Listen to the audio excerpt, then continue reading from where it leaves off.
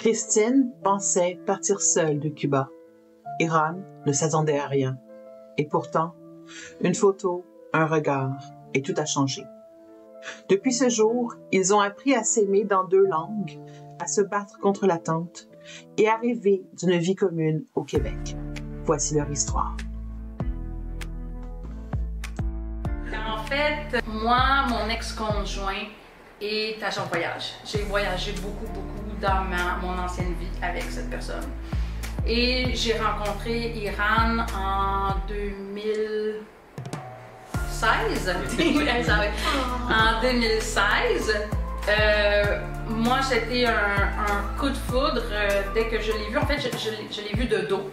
Mais de dos, c'est comme si mon âme avait parlé à son âme, puis que j'ai dit, il faut que je connaisse cette personne-là. Et moi, qui est une personne gênée de nature, qui ne va pas parler avec les autres, ça c'était mon ex qui faisait ça, à être entouré de gens, puis aller parler à tout le monde. Et c'est la seule personne dans tous mes voyages que je suis allée volontairement me présenter, parler. J'ai pris une photo avec. Donc, la première semaine de vacances que je l'ai rencontré, dans le fond, j'ai une photo avec lui et j'ai toujours gardé cette photo. Et avant de partir, j'avais pris son adresse courriel. Mais lui avait une blonde, moi j'avais un conjoint, ça allait bien à cette époque-là. Mais on s'est écrit comme 4 fois par année pendant à peu près 2 ans. Juste savoir, ça va-tu bien, la famille va bien, prendre des petites nouvelles comme ça, mais pas tant plus que ça.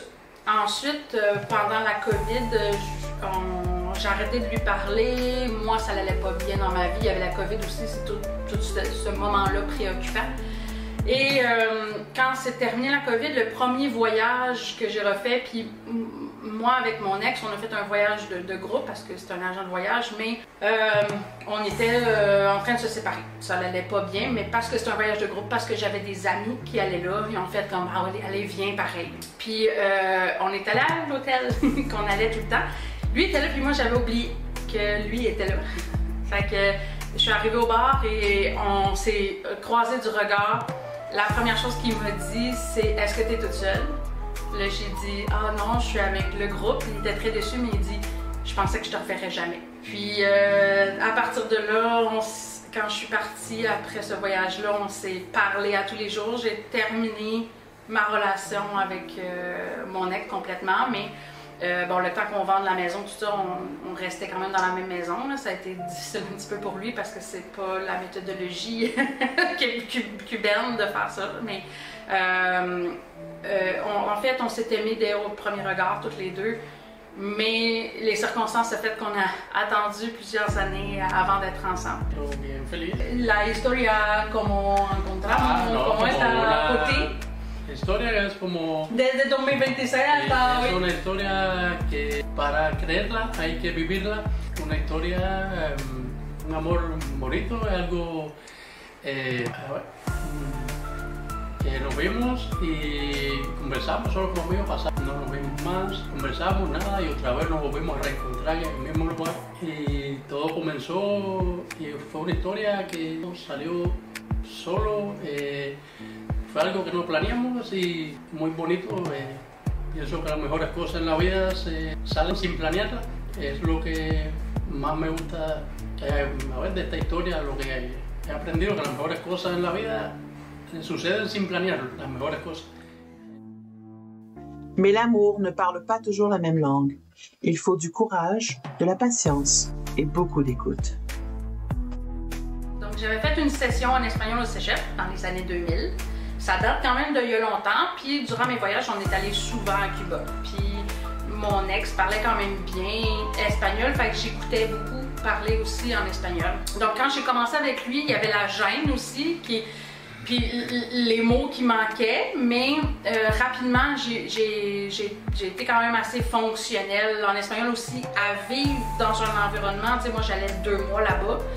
2 mois ici, 2 mois là-bas, mais là-bas, il n'y a personne qui parlait français, personne qui parlait anglais pour m'aider. Donc, j'avais pas le choix. Si je voulais m'exprimer, c'était en espagnol avec sa famille, avec lui.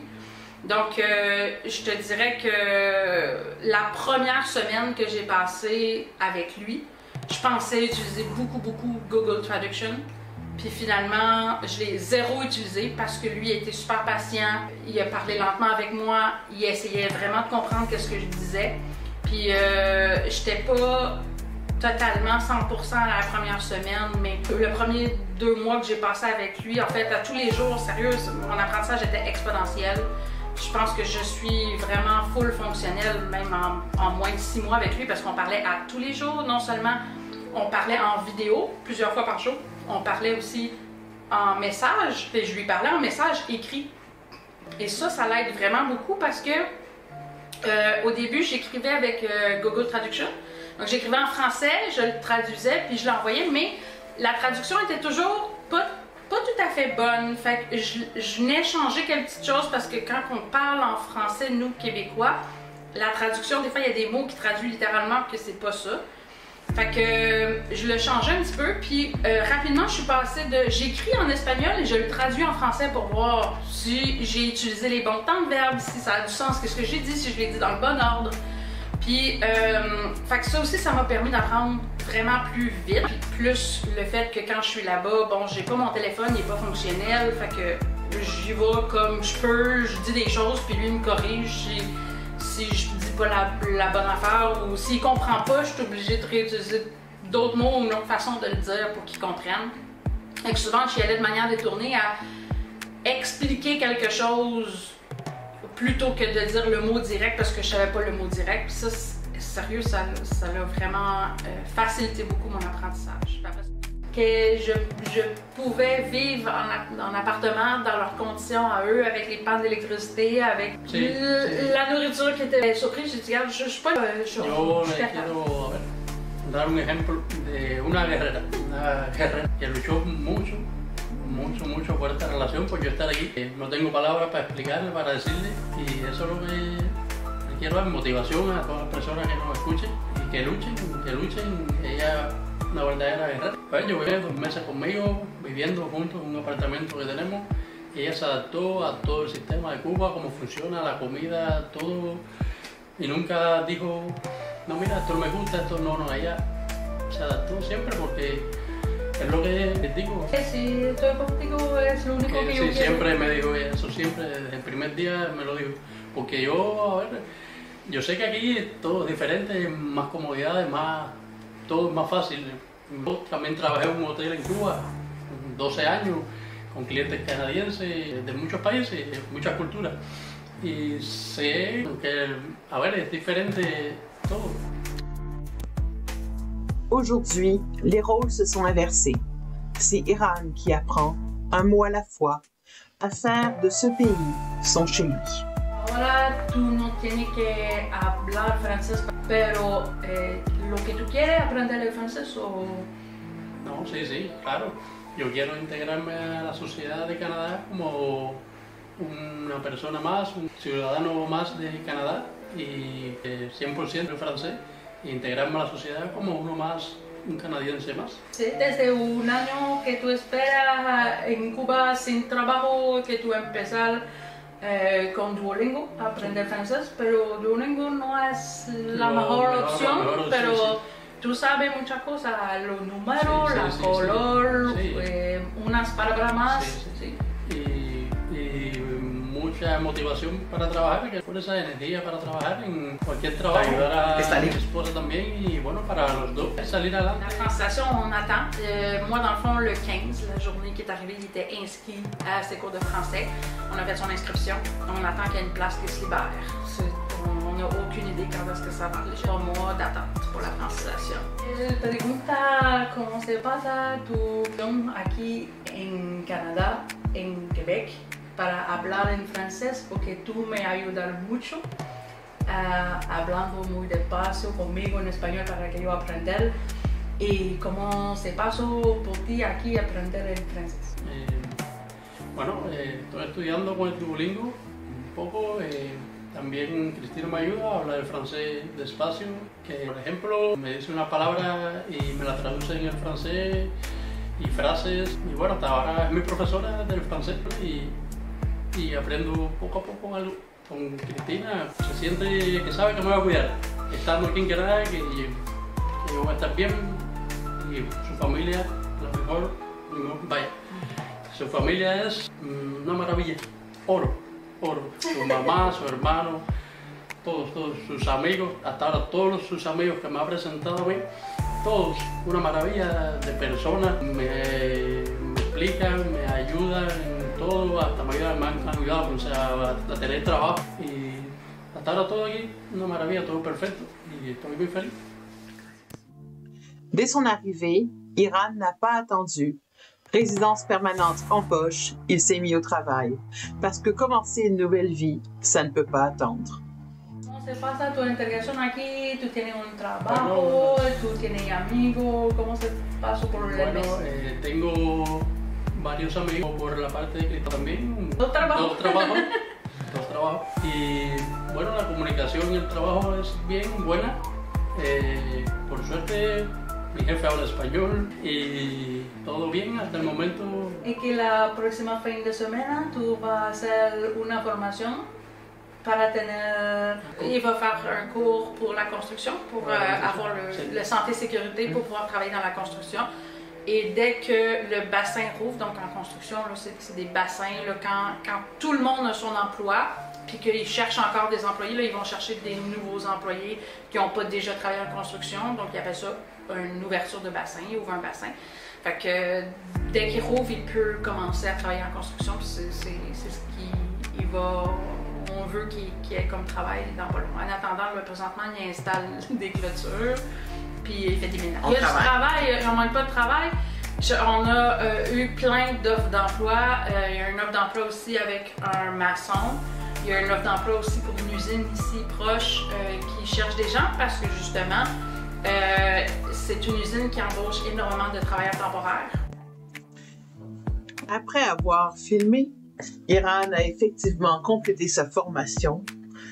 Il a réussi haut la main et nous sommes heureux d'annoncer qu'il a non seulement obtenu ses cartes de construction, mais qu'au retour des vacances de la construction, il commencera à travailler à temps plein avec un employeur qui lui a déjà garanti 150 heures de travail.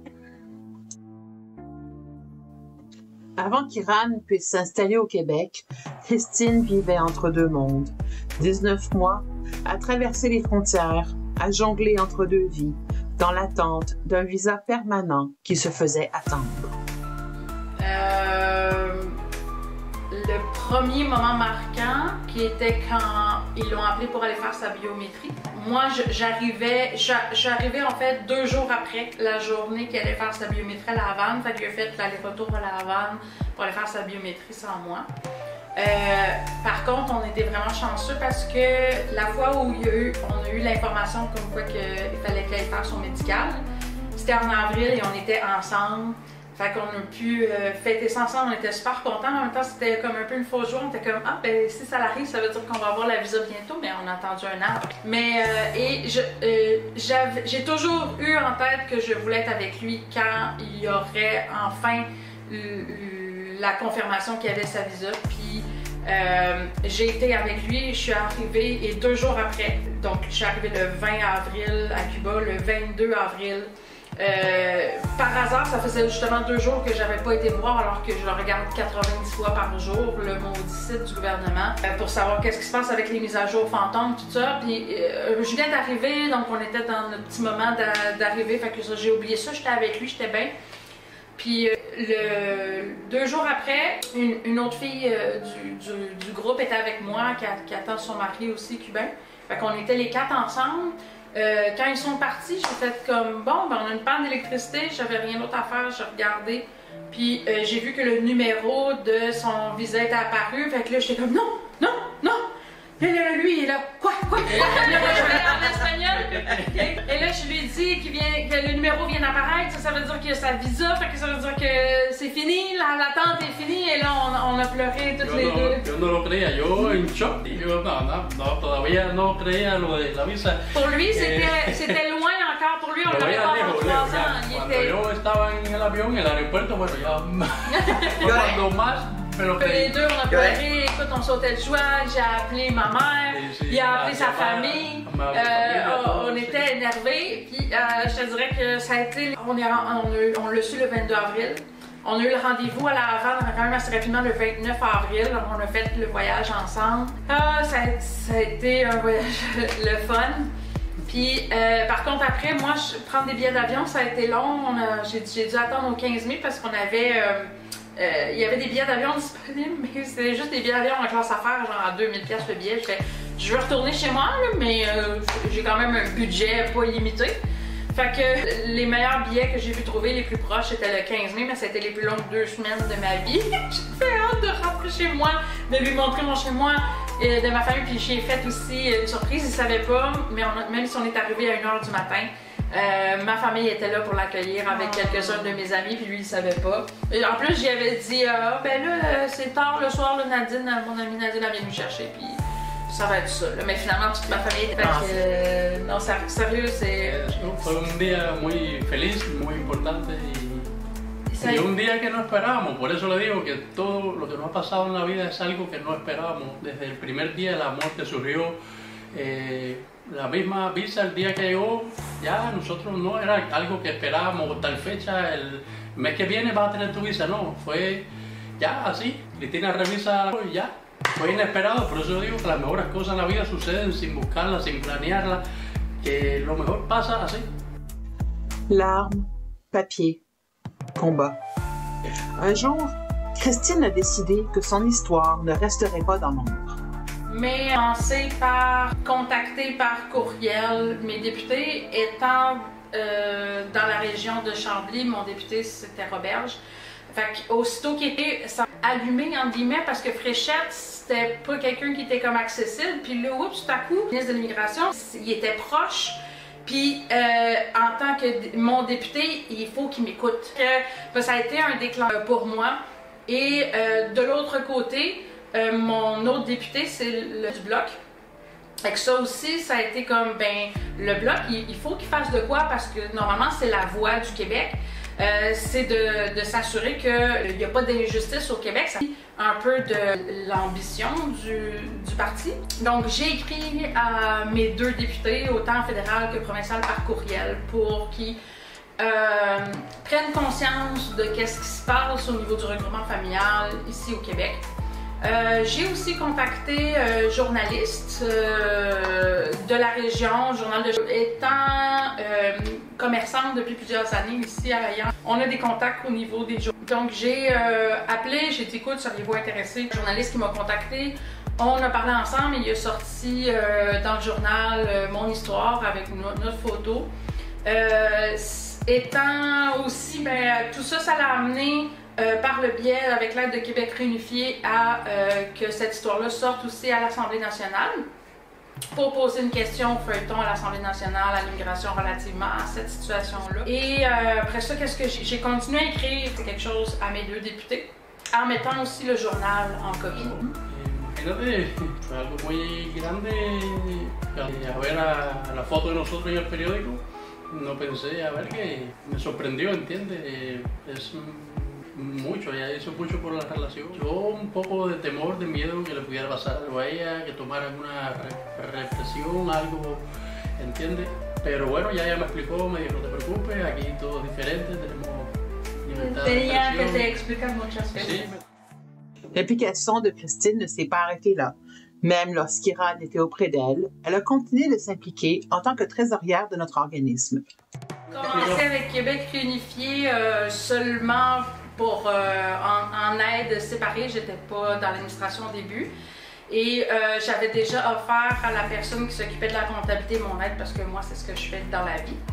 Et quand la personne qui s'occupait de la comptabilité dans Québec réunifié a eu le visa pour son mari et décidé de se consacrer à d'autres choses, j'ai pris sa place. Donc présentement, je suis la nouvelle trésorière de Québec réunifié. Les fonctions de la trésorière, c'est de s'occuper des rentrées d'argent et des sorties d'argent dans le compte de Québec réunifié et de s'occuper aussi, si on peut, d'avoir une aide financière. Et donc, je fais les états financiers aussi pour Québec réunifié et le rapport d'impôt.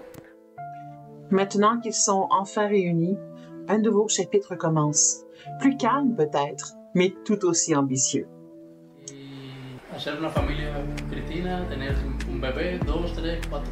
Uno, vamos a empezar por uno. Y bueno, disfrutar la vida, disfrutar, linda posibilidad de a ver que no tenía anteriormente y bueno, disfrutar con mi esposa siempre juntos. Parce que tu sais, on parle de quelqu'un qui a vécu toute sa vie à Cuba, à l'université, avec la difficulté de se nourrir quotidiennement. Juste d'être ici, donc où la vie est plus facile, ça pour lui, c'est déjà gros. C'est mejor. Yo estoy feliz contigo allá o aquí. Ah. Y eso no, lo importante es estar juntos en Cuba, aquí en Italia, África. Lo importante es estar juntos. Mais s'installer au Québec, c'est aussi laisser derrière soi des visages aimés, des racines, des souvenirs. Para estar conmigo. Mi familia, padre. Es un grande sacrificio. Pero bueno, ya estando aquí también lo puedo llevar a mi familia también, con mi trabajo. Y bueno, también tenemos una bebé, un perrito que pensamos hasta noviembre. Que bueno, eso es como si fuera la familia también. Pero bueno, pienso que la vida es así. Un tiempo con los padres, cuando los hijos se van, y pienso que en la Biblia lo dice, que los padres lo entienden. Es así, parte de la vida, hacer una vida como mismo mis padres le hicieron. Mi padre también vino de otra provincia muy lejos a vivir con mi mamá, dejó a sus padres, pero bueno, así es la vida, eso es así. ¿Tienes hermanos y hermanas? Un hermano, sí, hermano. A ver, yo soy de muy familiar. Yo 35 años siempre he estado ahí con mi familia, apoyándolo en todo. Ahí. Y claro, eso para mi mamá más que nada fue un paso muy difícil de aceptar, de entender, pero bueno, ya pienso con un poco de tiempo y a ver, ella está muy tranquila por una parte porque sabe que vine acá con Cristina, que Cristina me cuida como si fuera ella. Cristina es mi esposa, pero muy parecida a mi mamá. Ils ont traversé l'océan, les lenteurs, les silences administratifs. Ce qui leur reste aujourd'hui, c'est une certitude. L'amour mérite mieux. Au niveau du fédéral, premièrement, que ce soit M. Carney, la nouvelle personne, la nouvelle ministre de l'Immigration, vous n'êtes pas obligé de respecter les quotas du Québec. C'est vous qui avez la responsabilité finale d'émettre les visas permanents en regroupement familial. Vous seul qui avez cette responsabilité-là. Puis vous avez beau vous cacher derrière les quotas du Québec, vous pouvez vous-même émettre les visas. Et c'est en grande partie de votre faute si on attend pendant 3 ans parce que vous mettez nos dossiers sur des tablettes. Au provincial, vous n'avez pas le droit de donner des quotas au niveau du regroupement familial. L'accord Canada-Québec, c'est le fédéral qui a cette responsabilité-là d'émettre les visas en regroupement familial. Il faut que ça cesse. On doit pouvoir être avec nos familles, conjoints, conjointes, enfants. Tu sais, moi, c'est mon conjoint. Ça a été extrêmement difficile, puis j'avais la possibilité d'être avec lui souvent. J'imagine pas les familles que c'est leurs enfants qui attendent, que ce soit leurs conjoints qui peuvent pas voir souvent, comme moi j'ai pu le faire. C'est trop difficile, c'est humainement impossible d'être séparé des gens qu'on aime, de notre famille. On doit pouvoir vivre.